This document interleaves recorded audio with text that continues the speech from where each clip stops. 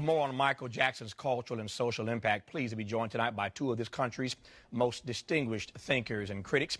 Dr. Cornel West, professor of religion at Princeton University and author of the forthcoming memoir, Brother West, Living and Loving Out Loud. And Michael Eric Dyson, professor of sociology at Georgetown University. His latest text is called Can You Hear Me Now? Dr. Dyson, nice to have you on the program, sir. Thank you, Tavis. Thanks for having me on. And Dr. West, nice to have you on as well, sir. Always a blessing, you and Brother Dyson. Dr. Dyson, let me start with you. I'm wondering whether or not you think it is possible in this moment, so close to Michael's passing, to be able to properly contextualize what his cultural impact has been, or is it going to take some time? Well, obviously, it's going to take time to properly assess the magnitude of his contribution, the depth of his genius, and the global impact that he's had, though I suspect that we can immediately take note of what that means. They say journalism is the first, if you will, draft of history.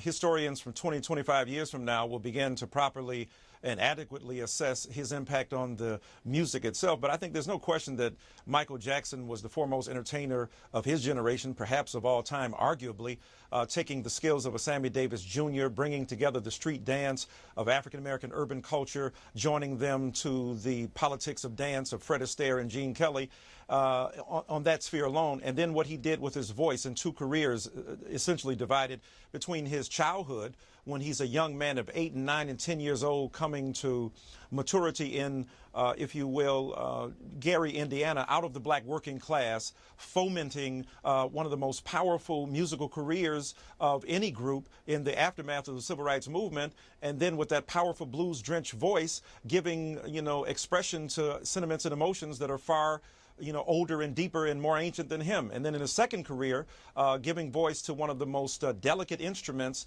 that expressed a range of emotions, that had a high end in its tenor and falsetto, and surprisingly deep vibrato. So I think that Michael Jackson, just as an entertainer, as a figure who embodies the contradictions of black identity and the possibilities of R&B music in the 70s and 80s, will continue to be one of the most recognized and formidable, human beings that we've ever produced in our tradition. Dr. West, let me pick up on the point that Dr. Dyson makes about the fact, and I'm paraphrasing here, that journalism is, in fact, the first swipe, at least, the first shot one gets at history, at trying to properly contextualize or situate one's place in the world. Let me ask you in a very forthright way. I've got my own beefs, but I want to hear your point. Whether or not you think the media, to Dyson's point, has done a good job of contextualizing Michael Jackson's life and legacy thus far.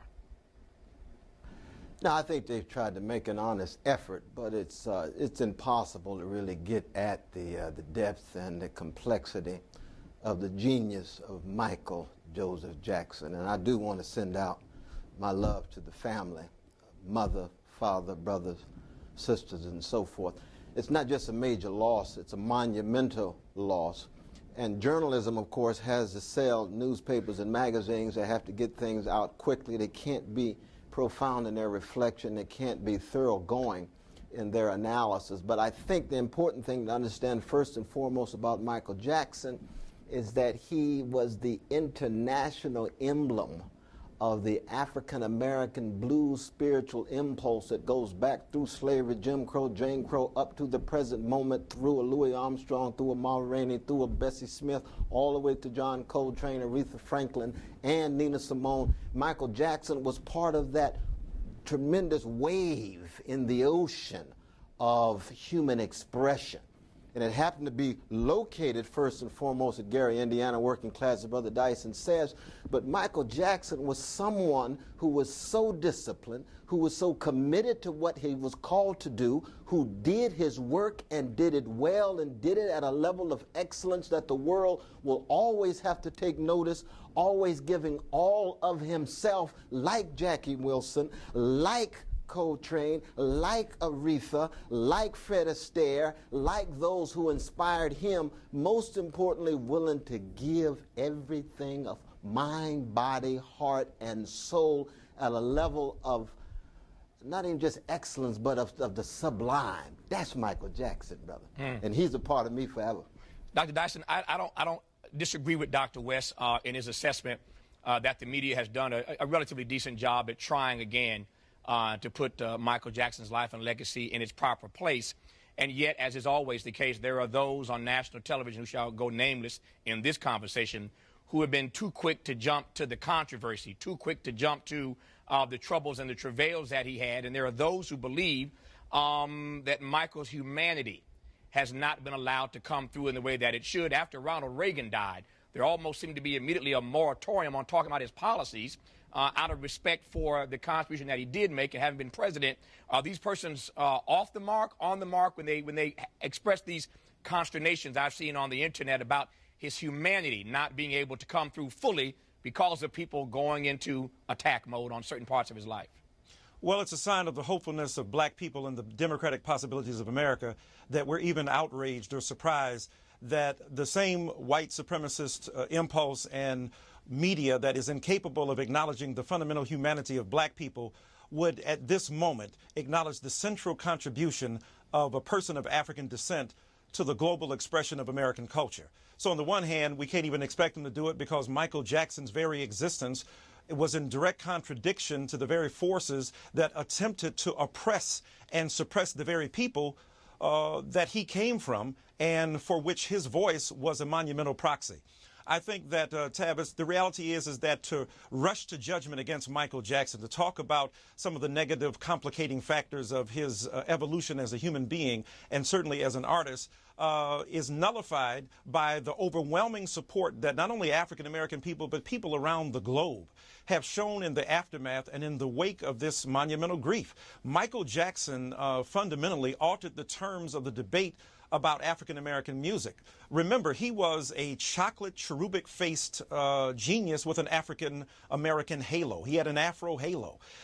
He was a kid who was capable of embodying all of the high possibilities and the deep griefs that besieged the African-American psyche.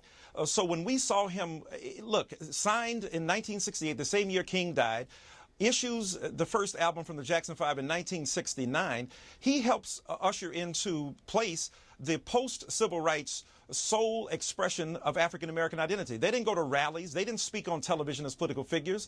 But what they did was change the terms of debate for African-American people. So for America to miss that is to miss the fact that Michael Jackson argued against the very, if you will, deep and profound bowels of white supremacy in the belly of American political culture. And he spoke against it not by being explicitly political, but by commandeering that work ethic and that genius for which he was legendary, and then putting in the face of America the possibility that your highest expression would come about through the voice and the vocal cords of this young person. Michael Jackson carried urban America and eventually American society on his vocal cords for a good 25 to 30 years before even hip-hop became the vox populi of America. And then as an adult, he shattered racial barriers. Think about it. In 1980, he had a conversation with a publicist from Rolling Stone magazine about putting him on the cover. The publicist declined. Michael Jackson said, "I've heard that black people and black faces don't sell magazines, but one day you're going to beg me to be on there." He was right. 1983, Walter Yetnikoff, the president of CBS Records, where Michael was then placed, couldn't even get his videos played on MTV. He says, "I'm going to blow your spot up and tell the truth about your white supremacist apartheid-like behavior if you don't feature Michael Jackson." Michael Jackson goes on there, the long-form videos of Thriller and Bad and Billie Jean, resurrect that company, or should I say, make it even possible as a fledgling music television channel. Michael Jackson had to beg them to allow him to make them successful and rich. So I think in summary, the reality is Michael Jackson's humanity is so deep, the implications and inferences of his art so monumentally and magnificently global that nothing American television could do to besmirch his character could ever, if you will, deny the legitimate genius that he represents, and America has responded, as indeed has the globe. That raises this question for me, Dr. West, then, when you talk about Michael's legacy, which again, as Dr. Dyson so brilliantly lays out, is more than just #1 records, more than just being a fashion icon, more than just the videos that he produced, and it just completely changed the way we do music videos. It's more than just that. It is, to Dyson's point about, if I can put it this way, striking a metaphorical blow against segregation, against white supremacy, against racism, against discrimination. Two questions. Is that Did Michael really do all that? Is that too much for an artist to do? And if it's not too much for an artist to do, what then ought artists today take from his legacy in that regard?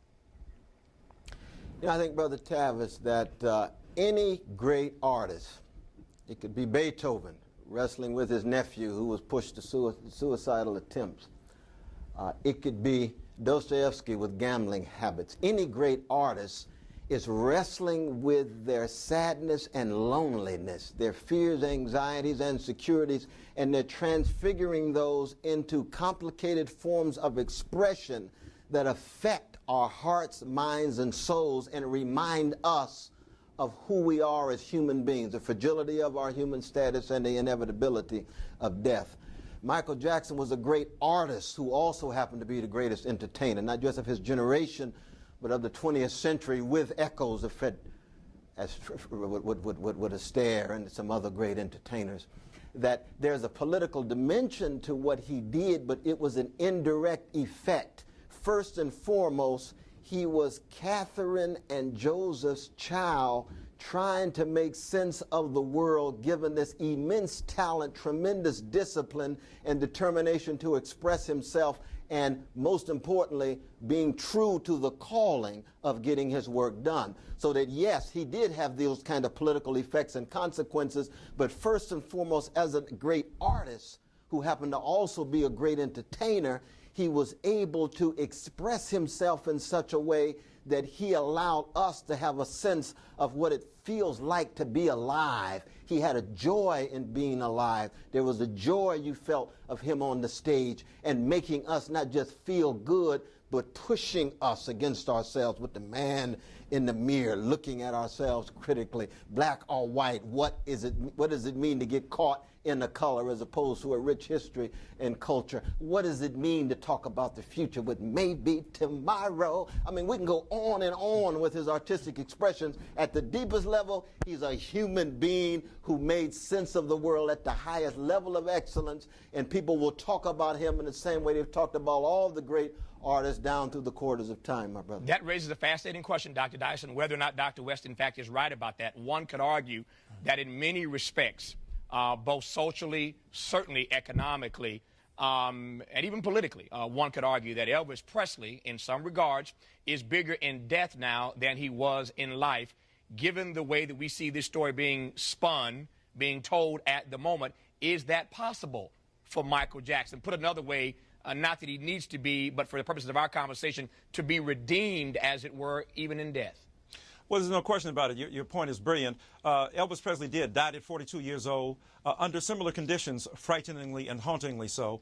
And the parallels between Elvis and Michael Jackson as incredible artists is evident. But I think that where Michael Jackson even transcends Elvis Presley emerged on the underside of, but within the context of the dominant race in this American society. So that no matter he was a poor, white, working class human being who expressed the ethos of his time and articulated the sensibilities and possibilities of an America that was indebted to segregation, he appealed to black music, channeled it through his own vocal cords, and therefore exploited the infinite and intimate possibilities of black identity in the midst of a white supremacist culture. Michael Joseph Jackson's genius was the ability to be the raw article himself, the real article himself. He is part of the African-American people who were marginalized. Elvis had a step up. Elvis had a step stool, if you will, to success because he came from the dominant culture. They identified with him.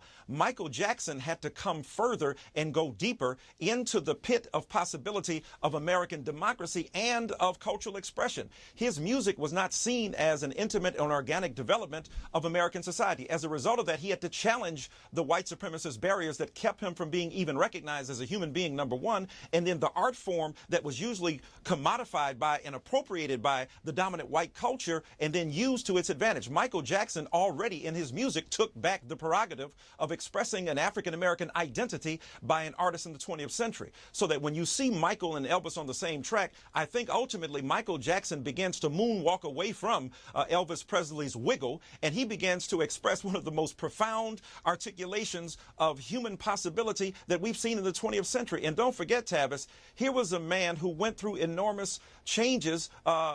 When you saw the movie The Curious Case of Benjamin Button, that was Michael's story writ large. Born as an elderly person, Benjamin Button was, in the F. Scott Fitzgerald novel and in the film starring Brad Pitt, he dies as a newborn child. Michael Jackson's childhood was one of enormous, prodigious production. He was a child prodigy. He was a wunderkind. He was a chocolate genius who was capable of, as a child, evoking emotions that were far beyond his age. Think about his recitation at 10 years old of Smokey Robinson's When I Had You.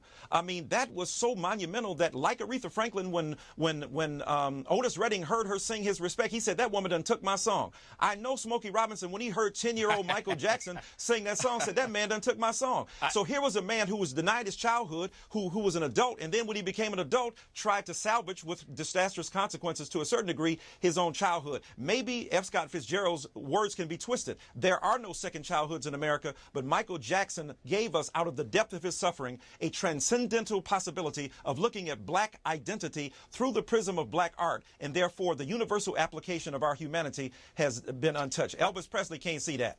I want to play a clip here from James Ingram on this program, not too long ago, in fact. Then I want to get a response from Dr. West to a particular question I have for him. But first, a clip from the great artist, James Ingram. You know him for so many hits and Grammy Awards in his own right, brought to us, introduced to many of us by the great Quincy Jones, who, of course, worked with Michael Jackson on Thriller and other albums. But James, on this program, not long ago, I asked him what it was like working with Michael when Michael recorded the song PYT, Pretty Young Thing, one of my favorites on the Thriller album, written by James Ingram for Michael Jackson. Here's what James had to say about that recording session. PYT. PYT, Pretty Young Thing. Yeah. Tell you about that song, man. I love it. Well, the thing was, when we went in the studio, right? Right. This is my first time seeing Michael sing, right? And so I've never seen anybody do this. Right. Michael did this. Yeah. He was like, where did you come from, baby? And ooh, won't you take me there right away? Won't you, baby? Tenderoni, you got to be. Spark my nature, sugar, fly with me. Don't you know now? I said, oh, my God. Everybody I know, we be holding our breath trying to get everything on that microphone.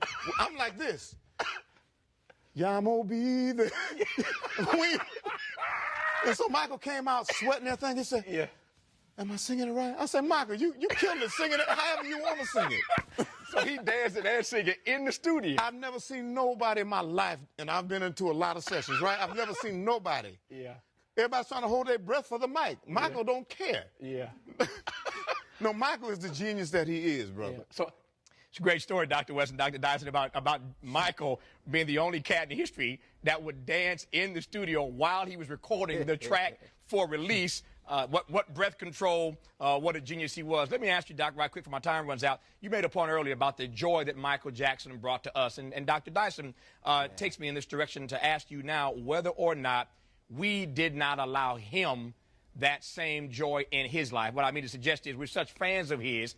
Every time he walked out the house, whenever he came out to do anything, one could argue that we did not allow him, even at 50, not just to Dyson's point, to have a childhood, but to have a life that he could live out publicly anyway. No, it's very real. I think those who choose to find joy in serving others, those who choose to find their voice, to pursue their vocation, and to act on their vision oftentimes have to sacrifice much, my brother. It's almost like a crucifixion in terms of the cross you have to bear. And we reap the fruits of the resurrection in terms of the power that emanates from his sacrifice. He sacrificed his childhood because he loved us so. And he didn't just entertain us, he sustained us. I can't conceive of myself without Who's Loving You by the young Michael, by I'll Be There, you see. One can go on and on and on. So that in that regard, it's part and parcel of the calling of the great artist, though, brother. I don't know of a great artist who did not sacrifice and thereby have to wrestle with depths of loneliness and sadness.